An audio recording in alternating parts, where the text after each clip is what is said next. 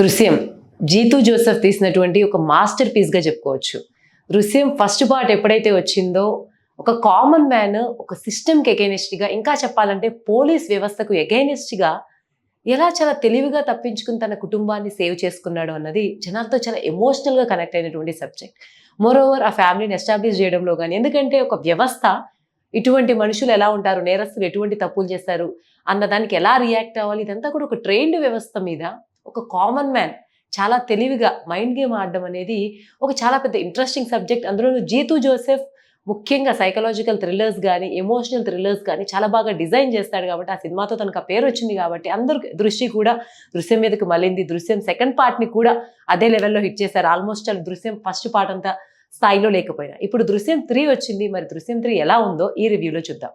దృశ్యం first part second part మనం observe చేస్తే, ఫస్ట్ పార్ట్లో ఎలాగో సిస్టమ్కి ఎగెనిస్ట్గా ఫైట్ చేస్తాడు. సెకండ్ పార్ట్లో అతను ప్రొడ్యూసర్గా ఎదుగుతాడు.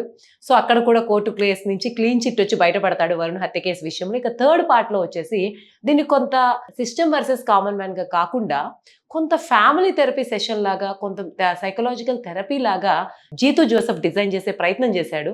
దీనివల్ల ఈ సినిమా బ్యాక్ ఫైర్ అయిందేమో అనిపించింది. ఫస్ట్ పార్ట్ సెకండ్ పార్ట్లో జార్జ్ కుట్టిగా ఉన్నటువంటి మోహన్ లాల్ ఏం చేస్తాడు, ఎలా తప్పించుకుంటాడు అనేటువంటి ఒక క్యూరియాసిటీ ప్రేక్షకుల్లో ఉండేది. థర్డ్ పార్ట్కి వచ్చేసరికి ఏం జరిగినా సరే ఈ జార్జ్ కుట్టి తప్పించుకుంటాడు, పోలీసుల్ని మోసం చేస్తాడు, తన ఫ్యామిలీని కాపాడుకుంటాడు అనేటువంటి ఒక కన్క్లూజన్తో ప్రేక్షకులు కథ చూస్తూ ఉంటారు.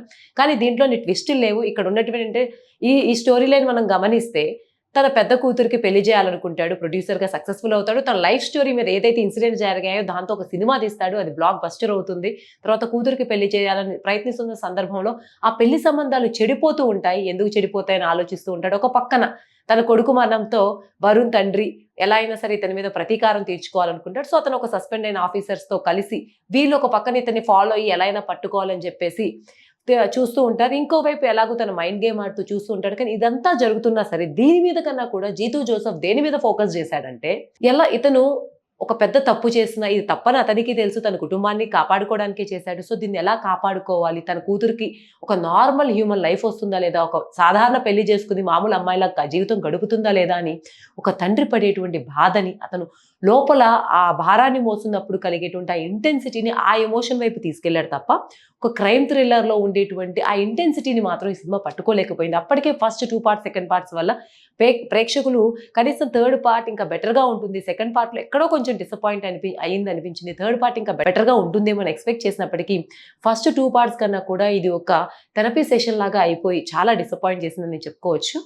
ఏదేమైనప్పటికీ ఏ సినిమా అయినా సరే ఫస్ట్ సెకండ్ పార్ట్స్ చేసి థర్డ్ పార్ట్స్ అందులో 2026లో హిట్ అవ్వడం ఇంపాసిబుల్ విషయం అనే చెప్పుకోవచ్చు. ఏదేమైనప్పటికీ జీతూ జోసెఫ్ మ్యాజిక్ కూడా దృశ్యం 3ని కాపాడలేకపోయింది. ఇప్పటికే మీరు దృశ్యం 3 చూస్తుంటే మీరేమనుకుంటున్నారో కమెంట్స్లో తెలియజేయండి.